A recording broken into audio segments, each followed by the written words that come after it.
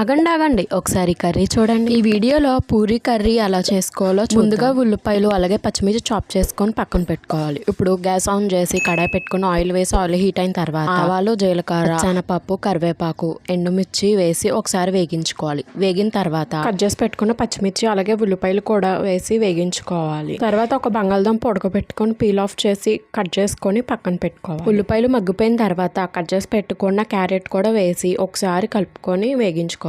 తర్వాత కట్ చేసి పెట్టుకున్న బంగాళదుంపలు కూడా వేసి ఒకసారి మిక్స్ చేసుకోవాలి. ఒక బౌల్లోకి శనగపిండి అలాగే చిటికెడు పసుపు అలాగే రుచికి సరిపడా సాల్ట్ వేసి నీళ్లు వేసి ఉండలు లేకుండా మిక్స్ చేసుకోవాలి. క్యారెట్ అయ్యి వేగిపోయిన తర్వాత మిక్స్ చేసి పెట్టుకున్న శనగపిండి నీళ్ళని అందులో వేసి ఒకసారి మిక్స్ చేసుకోవాలి. అలాగే లిడ్ పెట్టుకొని దగ్గరగా అయ్యేంత వరకు ఉంచుకోవాలి. అలాగే మధ్య మధ్యలో కలుపుతూ ఉండండి. దగ్గరగా అయిన తర్వాత గ్యాస్ ఆఫ్ చేసుకోండి. అంతేనండి, టేస్టీగా పూరీ కర్రీ. పూరీలు ఆన్ ద వేలో ఉన్నాయి, మరి కర్రీ రెడీ చేసి పెట్టుకోండి. వీడియో నచ్చితే ఒక లైక్ వేసుకోండి. ఆగండి సబ్స్క్రైబ్ చేసుకోండి.